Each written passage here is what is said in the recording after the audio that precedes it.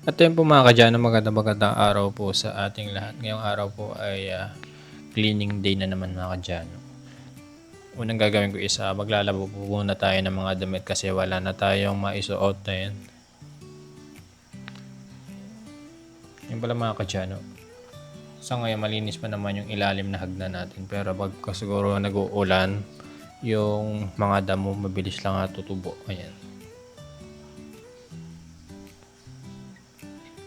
Kaya pala mga kadyano, siguro pagdating ng mga araw ayan, or buwan, sana mataniman na natin tong boundary ng ating hagdan na yan para mas malamig pagka tag-araw, tsaka hindi nabibilad yung ating washing machine. Ayan.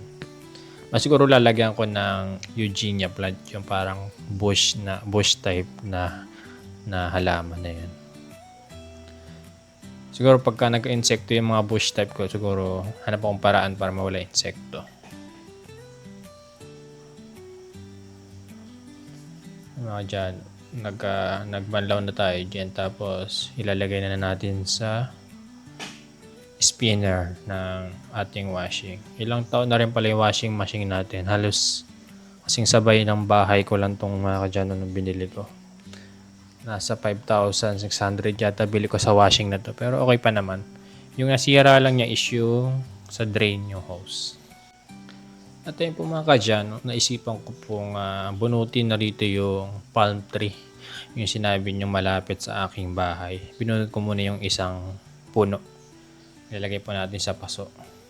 Ayan. Para naman gumanda yung ating bahay. Sana mas lumaki pa to pag dating ng araw. Yan o, diba mga kadyano? Tayo po mga kadyano, ito yung mga lalambing kong pusa. Ay sus! Ganito ba naman kalambing yung pusa mo? Hindi ka marirelax. At syempre mga kadyano, yung ating bakuran, lilinisin na rin natin kasi ang dami ng dahon nagkalaglagan. Lilinisin natin ang buo. Yung pala mga kadyano, tinanggal ko po muna yung ating sasakyan dyan kasi magko-construction na sila. Marami kasi nagko-comment, akala nila wala akong pake pagka ganun. Minsan kasi natutulog ako pagka medyo hapon na pupuyat tayo sa edit. Gabi kasi ako active pa, nag-e-edit ako ng mga video ko.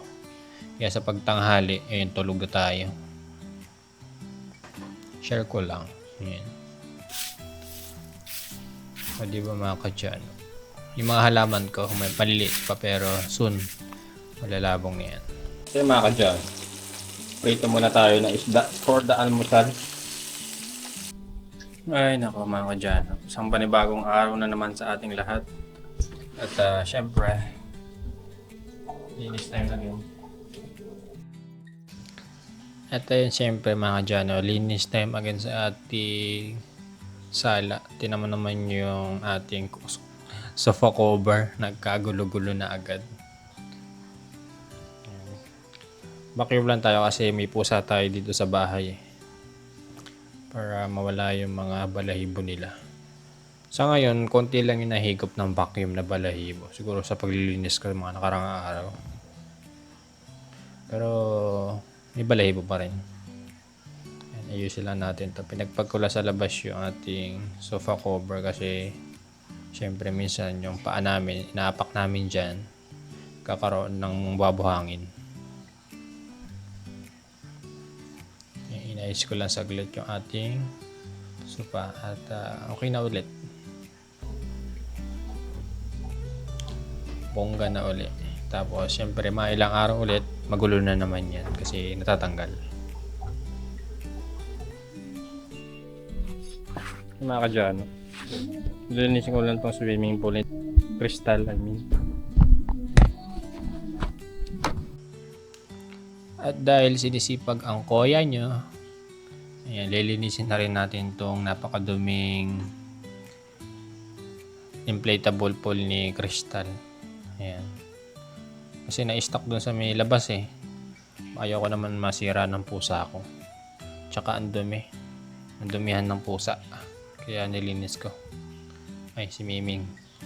Delikado sa pusa to, kaya lilinisin muna natin din. Itatago natin doon sa taas, doon sa storage room natin na dapat ay CR. Yan, punasan lang natin ng basahan at sabuan para malinis pagka inilagay natin sa storage room natin sa taas ng bahay. Ayan. Ayun, ang dumi ng ilalim. Tsaka nadumihan po ng pusa natin. Hinahanap ko yung mabaho, tabi pa sa mga kumakain dyan, mga kadyano. Hinahanap ko yung mabahong amoy. Nandito lang pala sa pool crystal yung dumi. Kaya nakakaya naman kasi dinumihan ng pusa ko. Kaya nilinisin na rin natin. Ayan. Tsaka mas safe doon yung yung kanyang pool. Ayan. Para anytime magagamit niya. Hindi masisira katagalan. Yan, pinaimpis ko na po para ginamitan ko pa ng vacuum natin. Ayan. I mean yung blower. Ayan, pinatuyo ko lang ng konti. Then tinupi na po natin yung ating inflatable. Ayan.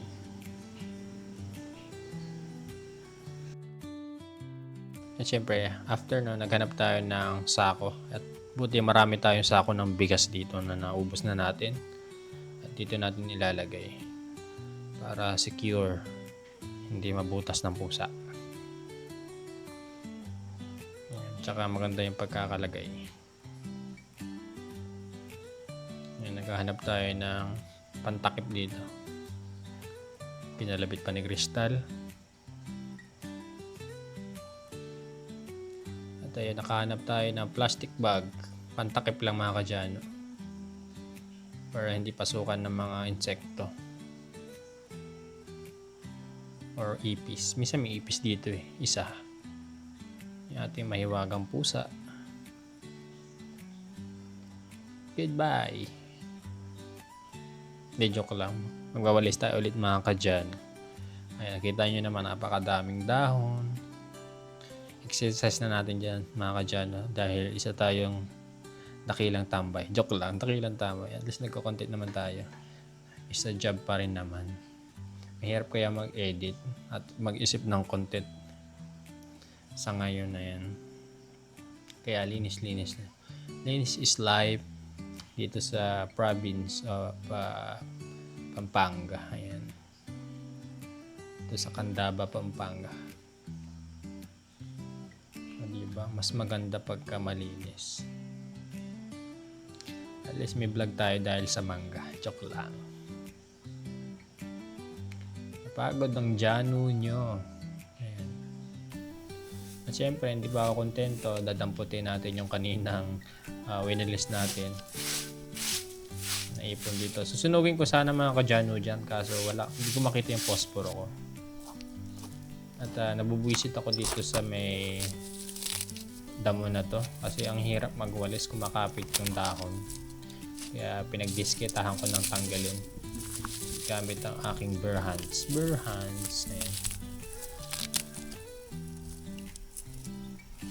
Ayan, nagkamay lang tayo dyan kasi gusto kong magkakalyo yung kamay natin para na nang malakas yung grip yung pagkakapit natin, kasi sa ngayon ang lambot ng kamay ko, hindi na sanay sa mabibigat na trabaho.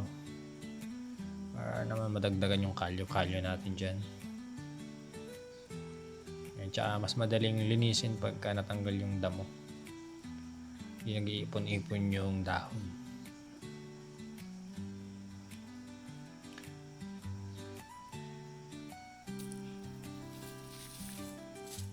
Tinabunan natin ng bato-bato para hindi na siya mabuhay yung damo. Walis-walis ng konti, ilagay yung dahon sa bukid. At syempre, tatapon na natin itong mga naipong dahon doon sa basurahan natin, dump site. Dito kasi sa probinsya, dyan lang kami sa bakuran nagtatapon ng mga basura namin. Walang nagko-kolekta. Mas maganda sa amin nagko-kolektaan, katulad ng mga plastics. Gumaganyan na okay lang, mga dahon pwedeng sunugin. Buksan lang natin to. Linis tayo saglit. Mukha naman malinis pero syempre naisipag tayong konti. Ayan.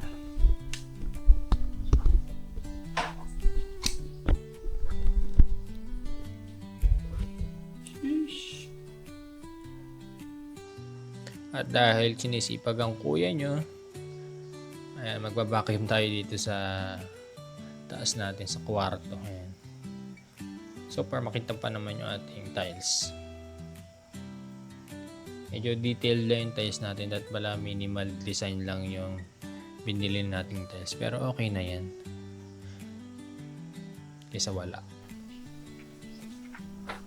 Mukha naman maganda tingnan pagka nasa mood ako. Ayan. Puging-pugi. Pogi ba? Ayun. Saan? Okay.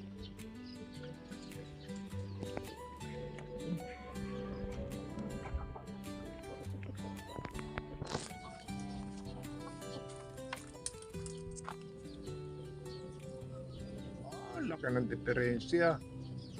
Diba? Diyos. Mata ko banlag akong konti eh.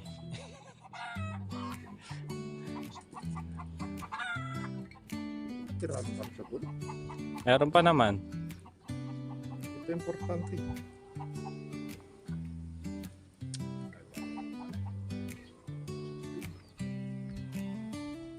Di ba? Mas madali. Importante nga. Taras mo. Ay. 17. 16 and a half lang yun eh. Ganyan lang yun. Yeah. Dahil bala ko 17 muna. Yeah. Tayo po mga kadyano, hanggang dito na lamang po yung ating video. At maraming salamat po sa panonood. At abangan nyo na lang po yung aking video with Kuya Alex sa third day namin ng pagdadrive yan mga kadyano. At yun na lamang po. At maraming salamat po sa panonood.